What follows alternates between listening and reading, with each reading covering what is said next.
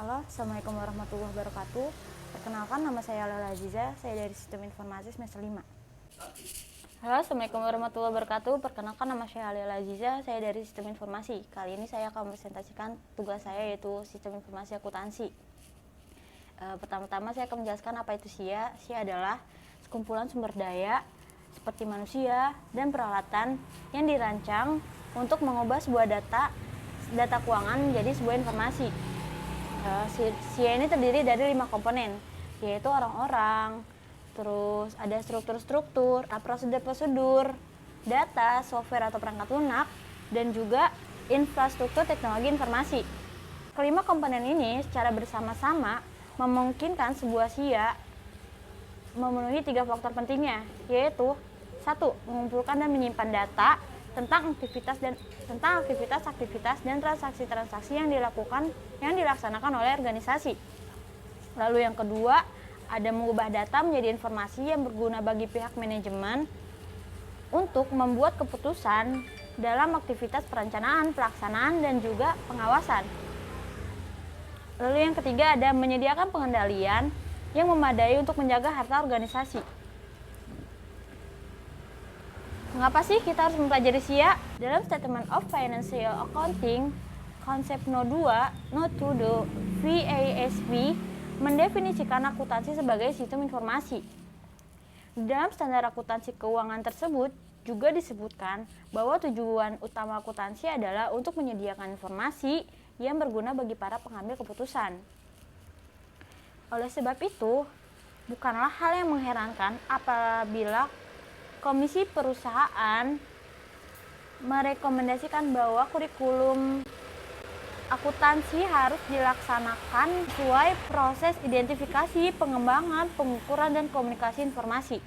Komisi tersebut menyarankan bahwa kurikulum akuntansi harus dirancang untuk memberi para mahasiswa sebuah pemahaman yang kuat atas 3 konsep berikut, yaitu pemakaian informasi dalam pengambilan keputusan. Yang kedua, sifat perancangan, pemakaian, dan implementasi SIA. 3. Pelaporan informasi keuangan. Apa sih kita harus mempelajari SIA? Para auditor perlu memahami sistem-sistem yang digunakan untuk menghasilkan laporan keuangan. Alternatif lainnya adalah Anda mungkin ingin mengspesialisasikan diri menjadi seorang perpajakan. Jika demikian, Anda perlu memahami tentang SIA. Kenapa sih? Agar dapat percaya bahwa informasi yang digunakan untuk perencanaan dan pemenuhan syarat pajak sudah lengkap dan akurat. Salah satu jenis pelayanan konsultasi yang paling cepat berkembang berkaitan dengan perancangan, pemilihan, dan implementasi adalah SIA. Sebuah penelitian yang dilakukan oleh Institute of Management Accounting atau disingkat IMA, menunjukkan bahwa pekerjaan yang berhubungan dengan sistem akuntansi adalah suatu aktivitas paling penting yang dijalankan oleh para akuntan perusahaan. Penelitian lainnya yang dilakukan oleh Institute of Management Accounting juga menunjukkan bahwa aktivitas pekerjaan paling penting kedua yang dijalankan oleh para akuntan perusahaan adalah perencanaan strategis jangka panjang. Lanjut, perancangan Certified Information Technology Professional yang disingkat CITP. CITP mengidentifikasi para CPA yang memiliki pengetahuan luas dalam bidang teknologi dan yang memahami bagaimana teknologi informasi dapat digunakan dalam berbagai organisasi untuk mencapai tujuan bisnis mereka. Spesialisasi baru CITP ini mencerminkan pengakuan AICPA atas pentingnya teknologi informasi dan hubungannya dengan akuntansi. Berikut 10 kegiatan kerja yang paling penting yang dilakukan oleh para akuntan. Yang pertama, sistem akuntansi dan pelaporan keuangan. Yang kedua, perancangan strategis jangka panjang. Yang ketiga, mengelola fungsi akuntansi dan keuangan. Yang keempat, konsultasi internal. Yang kelima, anggaran jangka pendek. Yang keenam, analisis keuangan dan ekonomi. Yang ketujuh, perbaikan proses. Yang kedelapan, sistem dan operasional. Lalu, yang kesembilan, evaluasi kinerja. Dan yang ke-10, analisis pelanggan dan probabilitas produk. Peran SIA dalam rantai nilai. Yang pertama, kebanyakan organisasi bertujuan menyediakan nilai untuk pelanggan mereka. Yang kedua, Sebuah organisasi akan menguntungkan jika nilai yang dihasilkan lebih besar dari biaya produksi dan jasa. Yang ketiga, rantai nilai organisasi terdiri dari 5 aktivitas utama, yaitu logistik lingkar dalam, operasi, logistik lingkar luar, pemasaran dan penjualan, lalu jasa atau pelayanan.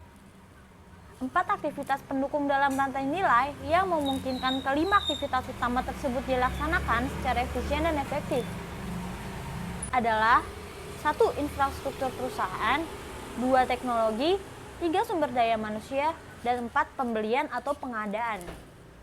Konsep rantai nilai dapat diperluas dengan mengakui bahwa organisasi harus berinteraksi dengan para pemasok, distributor, dan pelanggan. Rantai nilai perusahaan dan rantai nilai para pemasok, distributor, dan pelanggan bersama-sama membentuk sebuah sistem. Rantai persediaan atau supply chain terdiri dari bahan mentah pemasok, disalurkan ke pabrik, lalu disalurkan lagi ke distributor, lalu disalurkan lagi ke pengecer, dan terakhir disalurkan oleh konsumen. Bagaimana sih SIA dapat menambah nilai bagi organisasi? SIA dapat menambah nilai bagi organisasi dengan cara memberikan informasi yang akurat dan tepat waktu, agar kelima aktivitas utama rantai nilai di atas dapat dilaksanakan dengan efisien dan efektif. SIA dapat menambah nilai bagi organisasi dengan cara 1. Memperbaiki kualitas dan mengurangi biaya untuk menghasilkan produk atau jasa. Yang kedua, memperbaiki efisiensi. Yang ketiga, memperbaiki pengambilan keputusan.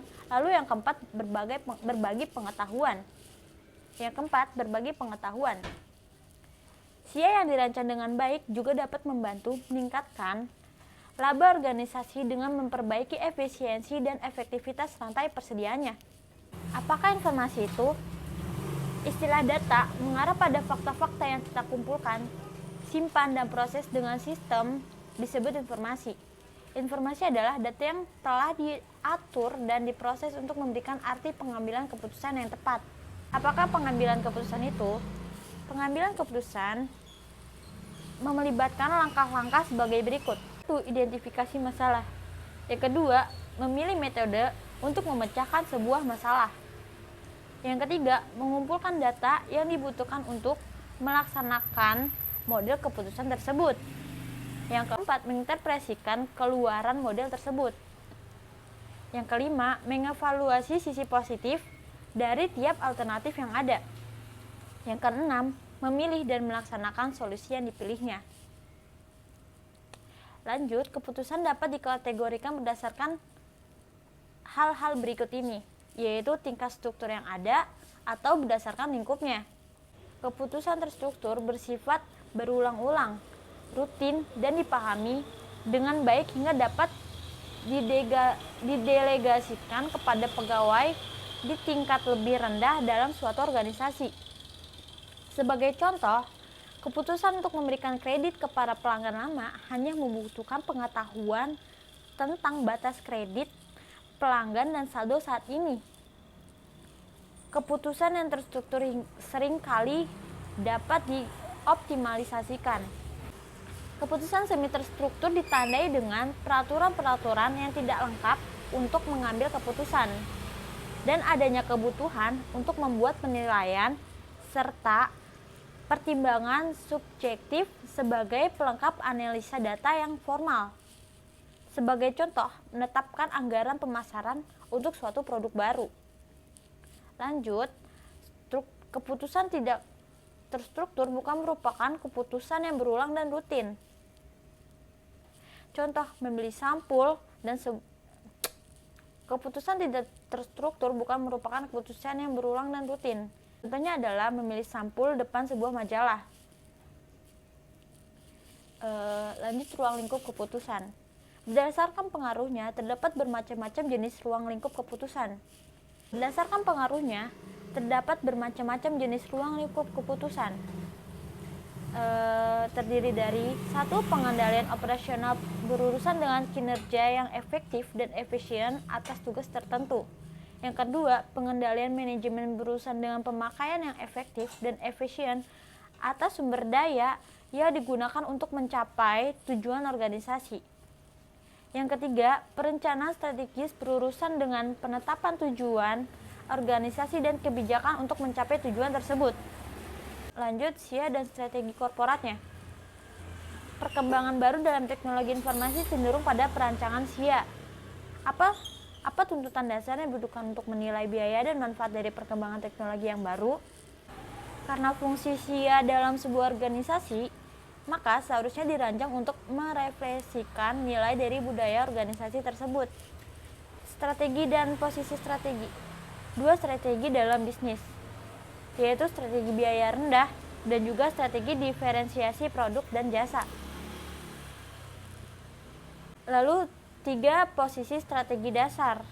Posisi strategis berdasar keanekaragaman, 2 posisi strategis berdasarkan kebutuhan, dan yang ketiga posisi strategis berdasarkan akses. Sistem informasi akuntansi suatu organisasi memainkan peran penting dalam membantu organisasi mengadopsi dan mempertahankan posisi strategis. Contohnya mengumpulkan data tiap aktivitas, 2 perubahan data menjadi informasi pengubahan data menjadi informasi yang dapat digunakan oleh manajemen. 1. Pengumpulan data tiap aktivitas, lalu pengubahan data menjadi informasi yang dapat digunakan oleh manajemen untuk mengkoordinir atau mengatur aktivitas-aktivitas pekerjaannya. Apakah nilai informasi itu? Nilai informasi adalah manfaat yang dihasilkan oleh informasi setelah dikurangi biaya yang dikeluarkan untuk menghasilkan informasi tersebut. Peran sistem informasi akuntansi. Internet menjadi strategi lebih penting dari sebelumnya. Sistem Enterprise Resource Planning atau ERP dirancang untuk mengatasi masalah-masalah ini karena mereka mengintegrasikan. Sistem Enterprise Resource Planning atau ERP dirancang untuk mengatasi masalah-masalah ini karena mereka mengintegrasikan seluruh aspek operasi perusahaan dengan sistem informasi akuntansi. Kunci utama dari feature sistem ERP adalah integritas data keuangan dan non-keuangan operasional. Sekian presentasi yang dapat saya sampaikan. Kurang dan lebih mohon dimaafkan. Assalamualaikum warahmatullahi wabarakatuh.